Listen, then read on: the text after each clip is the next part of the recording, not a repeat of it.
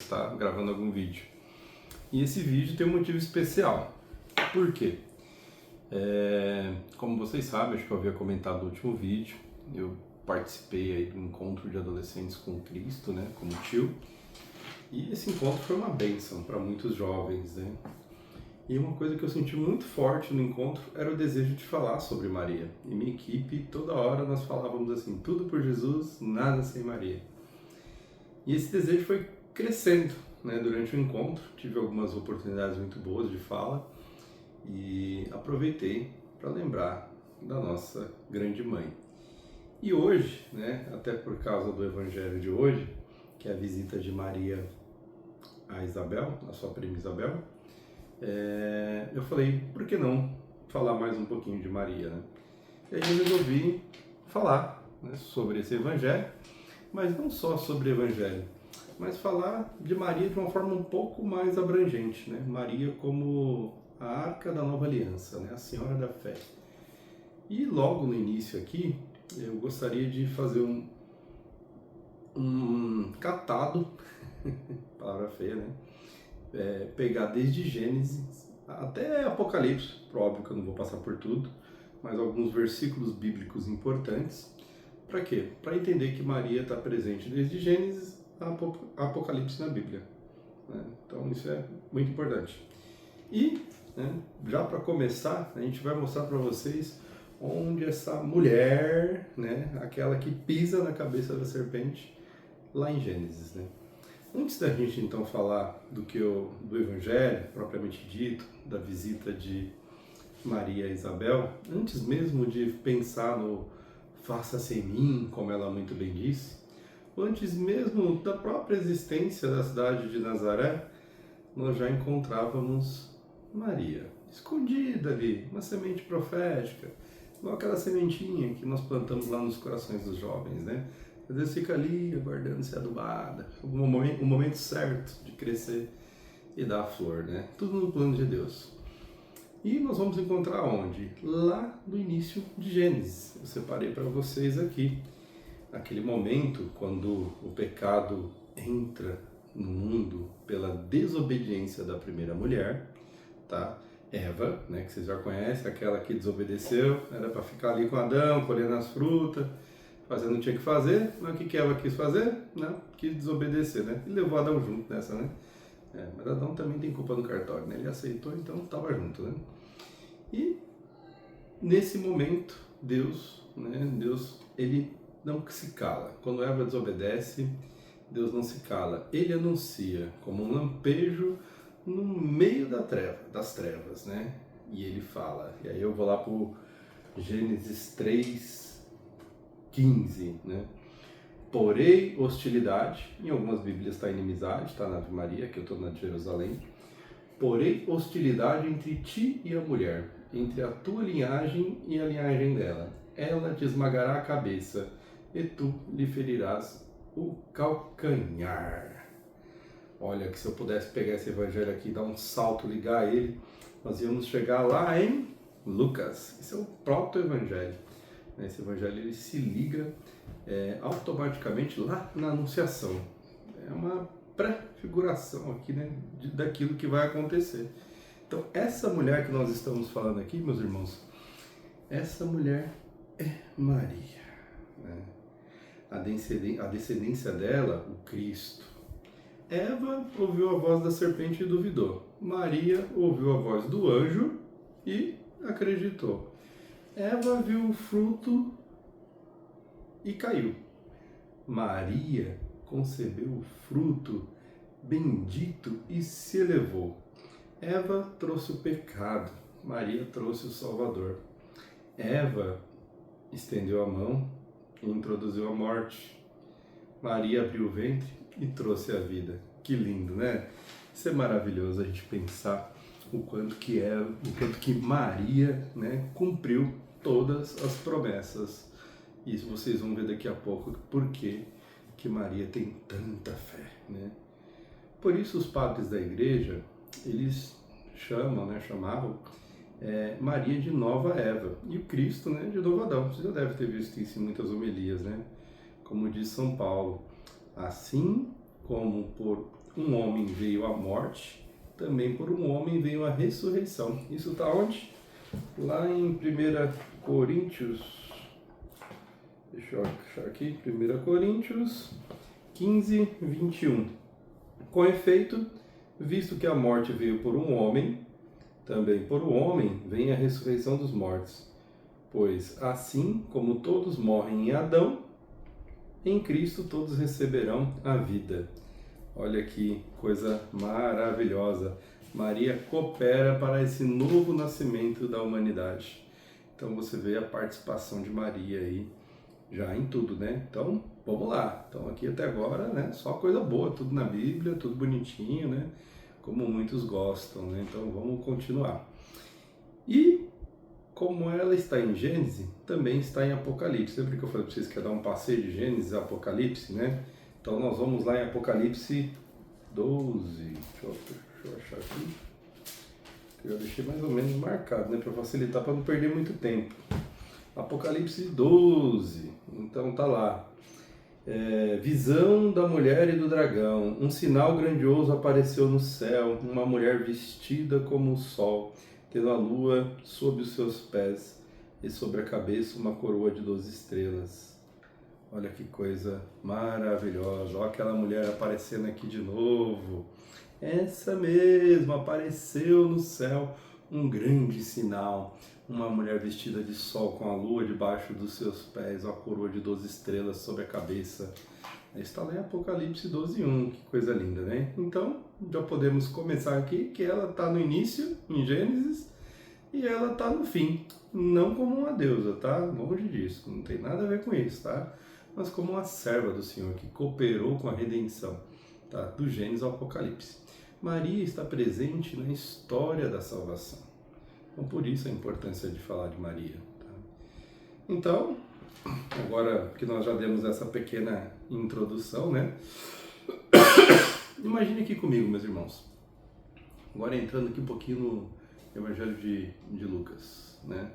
A visita de Maria a Isabel, né? Imagine aqui comigo a cena. Coloque a cabeça para desenhar junto aqui comigo. Duas mulheres se encontram em uma região montanhosa da Judéia. Não é um encontro qualquer, é um encontro de duas promessas. Uma, Isabel, que carrega em seu ventre quem? Aquele que será o maior entre os nascidos de uma mulher. Quem que é? João Batista, que vocês conhecem bem. A outra, Maria, aquela jovem, né?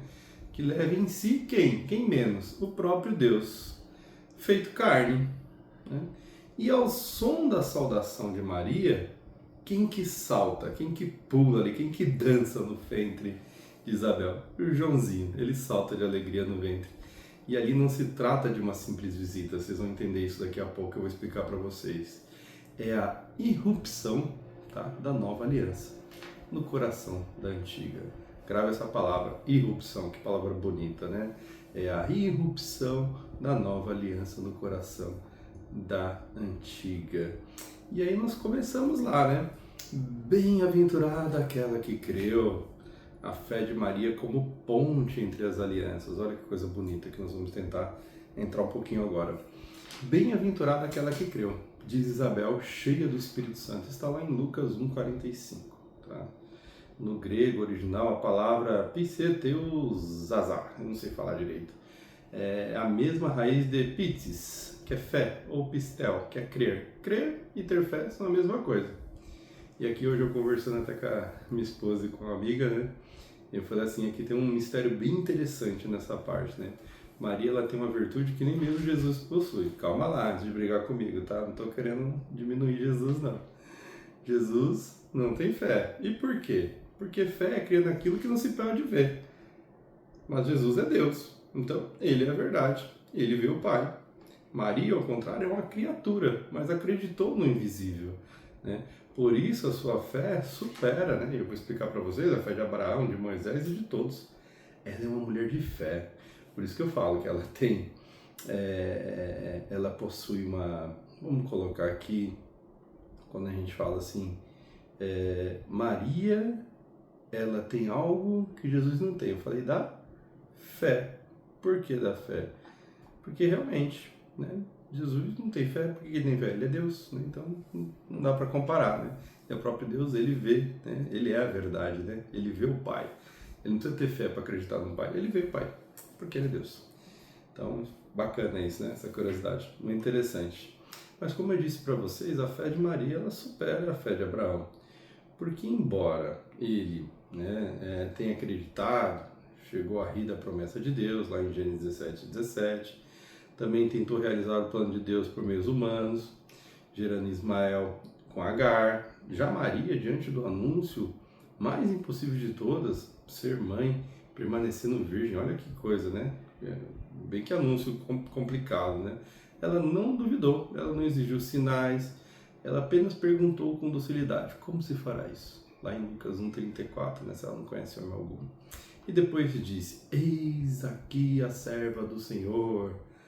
Então você vê que supera também a fé de Moisés, que hesitou diante do chamado de Deus na sarça ardente, né? Lá em Êxodo 3,11, a gente consegue ver isso, né? Que pediu sinais e ainda assim, em certo momento, duvidou e foi impedido de entrar na Terra Prometida, né? A gente vai ver isso lá em Números, que eu anotei aqui, ó, 20, 12, Números 20, 12. Maria não só acreditou, mas entregou-se plenamente, sem reservas, confiando na promessa divina desde o primeiro instante. Tá? 3 meses na casa de Isabel, a arca viva entre nós. Agora eu vou falar com vocês sobre esse pedacinho aqui, que eu acho muito interessante, né? Porque Maria, como está narrado ali, ela permaneceu lá 3 meses na casa de Isabel, não foi? Será que isso foi por acaso? Será que, assim, tem acaso aqui nessas palavras? Óbvio que não, né? A gente sabe que tudo aqui aponta para Cristo e toda palavra aqui é importante. Se a gente for lá em 2 Samuel 6, a gente vai ver que a Arca da Aliança, ela permanece por 3 meses na casa de Obed-Edom. E Deus abençoa a sua família. Agora, a nova arca, lembra que a gente falou que a Maria a nova aliança, a nova arca da aliança, Maria permanece 3 meses também na casa de quem? De Isabel. E o que acontece? O próprio João Batista é santificado no ventre. Olha que coisa linda. A graça desce, a alegria explode. O Antigo Testamento, ele se curva diante do Novo. Que coisa maravilhosa. Que aqui a gente vê que João Batista, ele simboliza ali o encerramento do Antigo Testamento, né? Termina nele. E aí, nele vem quem? Jesus. Então a gente vê que o Antigo Testamento se curva diante do Novo, tá? Maria é a verdadeira arca da aliança, né? Nosso querido Scott Hahn, ele fala muito sobre isso. Muito bonito, muito boas as palestras dele, ele explica bem sobre esse ponto, né? A gente vê que na arca continha a lei. Já em Maria, ela contém o que? O próprio legislador. Na arca continha o maná, aquele pão do deserto. E Maria, ela traz o quê? O próprio pão vivo, o próprio Cristo. Na arca continha a vara de Arão. E ela carrega o quê? O verdadeiro sacerdote. Davi dançou diante da arca. Aí a gente não tem o versículo que fala que João saltou diante de Maria. Esse salto, essa palavra também pode ser traduzida como dança, né? Então, assim, você vê que tanto Davi dançou diante da arca, como João também saltou ali, dançou diante de Maria, né?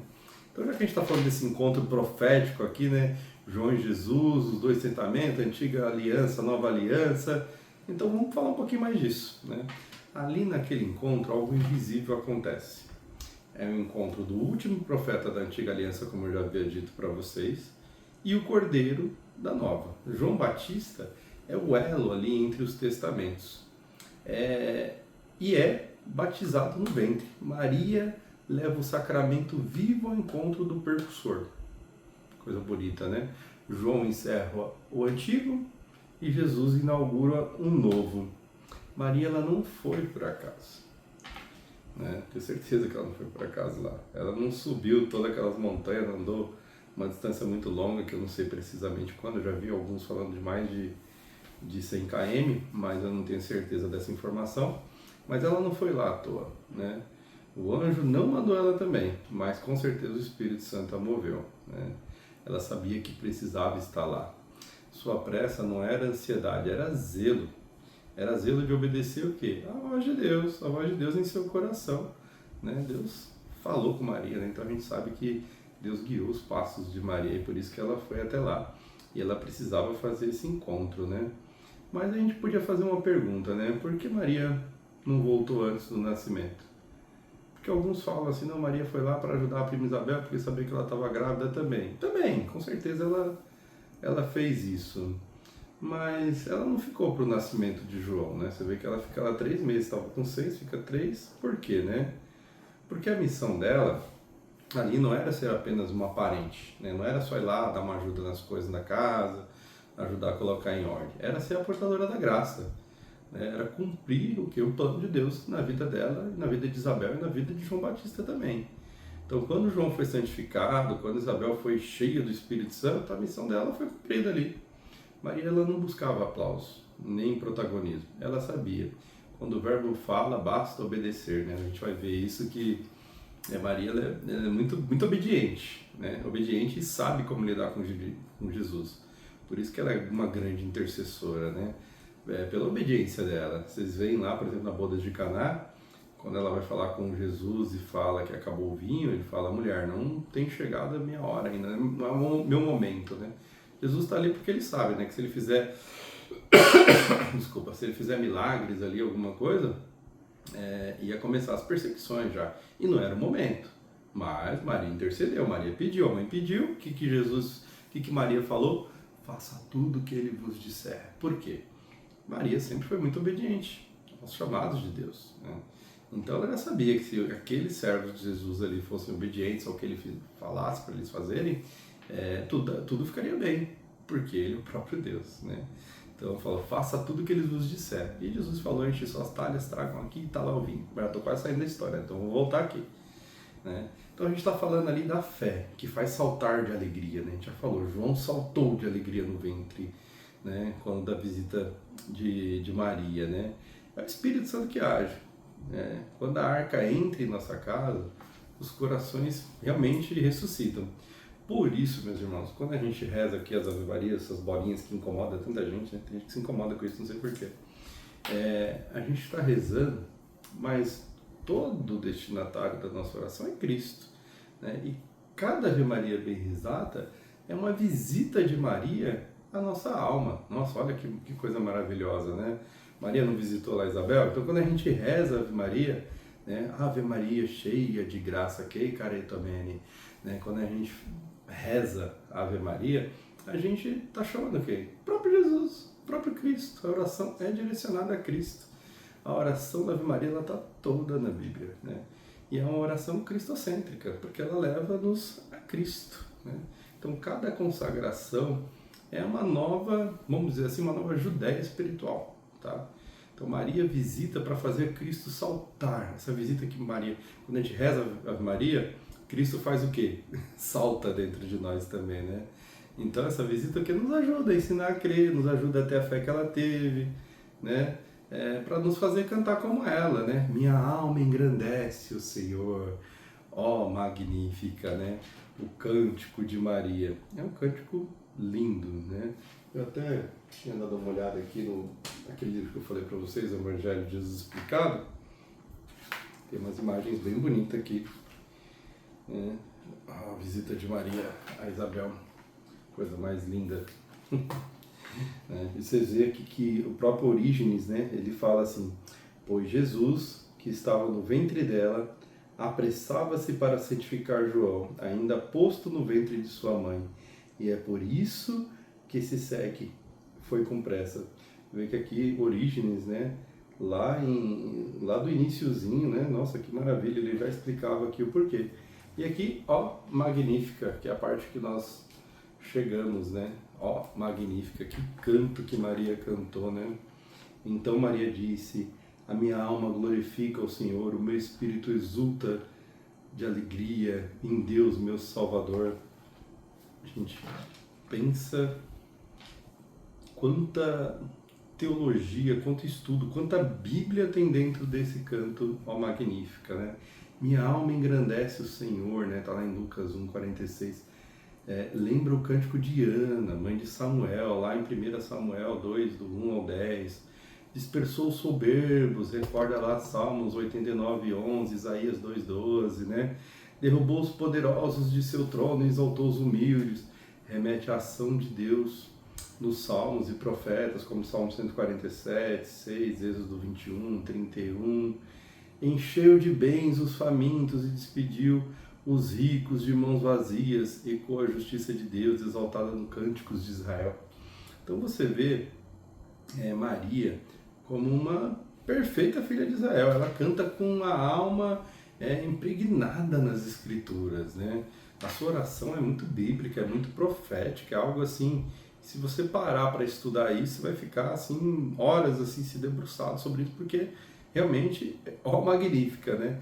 É uma oração, pode-se dizer até revolucionária em sua humildade que ela é. Né? É linda, né? É um cântico que resume toda a esperança de Israel. E já aponta para quê? Para a vitória de quem? De Cristo. Mais uma vez, é cristocêntrica, que maravilha, né? Não foi Maria que compôs esse cântico sozinha. Pode ter certeza disso, o Espírito Santo que moveu a sua boca, porque olha que coisa maravilhosa. É o mais belo canto já entoado por uma criatura humana. Né?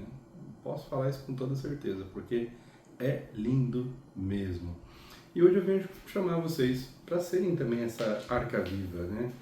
Meu irmão, minha irmã, né? Você também pode ser uma pequena arca, né? Quando você carrega Jesus no seu coração e visita alguém, você leva a vida, leva a luz, leva a paz. E quando você crê como Maria, Deus faz maravilhas através de você. Então não tenha vergonha não de rezar Ave Maria, tenha vergonha não de pedir a intercessão da grande mãe, porque ela fez, ela intercedeu. Deus podia ter mandado Cristo aqui sem ninguém, né? Mas Ele quis escolher sua mãe, Ele quis Maria, Ele escolheu ela, e tá tudo bem, tá ótimo, perfeito. Nós, além da nossa mãezinha aqui, quem tem a sua mãezinha na terra, tem Maria, nossa mãezinha no céu. Né? Que maravilha, tá tudo ótimo. Quem não tem sua mãezinha aqui, tem Maria como mãe, todos nós. Né? Ela, na cruz ali, Jesus, né? Quando olhou para ela, falou: eis aqui a tua mãe, eis aqui teu filho. Ele nos presenteou com Maria. Então deixamos que Maria nos ensine a crer, a obedecer, a servir. Porque bem-aventurado é quem crê.